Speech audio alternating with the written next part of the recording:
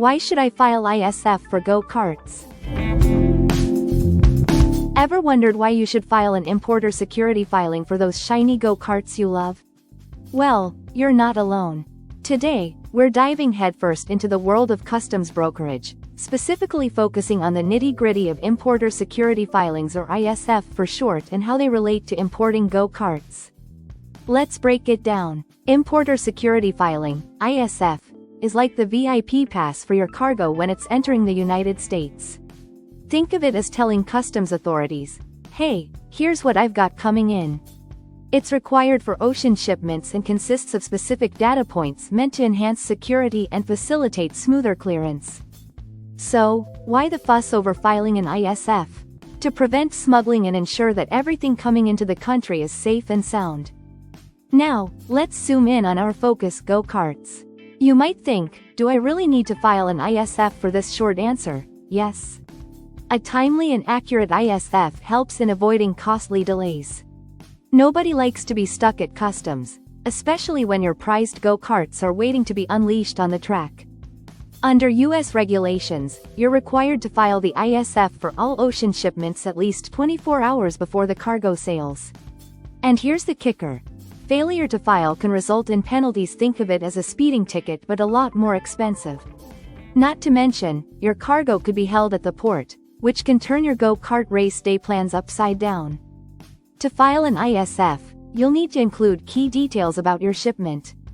This includes the importer of record, the consignee's details, and a product description of your go-karts. And yes, calling them high-speed fun machines doesn't cut it.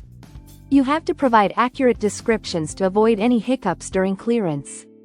Who is responsible for filing the ISF? It's primarily the importer of record, but this could also be your customs broker. They really are the unsung heroes of international shipping. By hiring one, you can offload some of that stress and ensure everything is filed correctly, because the last thing you want is to cross the border into a paperwork mess. Let's talk consequences, shall we? Failing to file an ISF can set off a chain reaction of issues: cargo delays, additional processing fees, or even seizure of your go-karts by customs. Imagine the heartbreak of seeing your new toys trapped at the port, all because of a missed filing. Okay, so how do you actually file an ISF? Strap in. First, gather all the required data elements. After you have all your details ready, you can submit the ISF electronically through your chosen platform.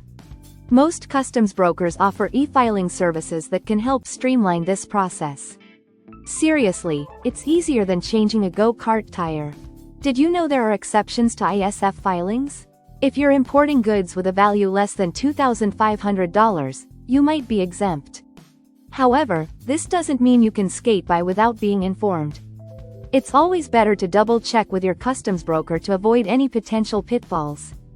Customs brokers wear many hats. They are your navigators through the complicated waters of customs regulations. They'll ensure your ISF is filed on time and help you avoid pitfalls you might not even know existed. So think of them like your go-kart pit crew, always ready to make necessary adjustments. In conclusion, if you're planning on importing go-karts, filing an ISF is not just a formality, it's essential.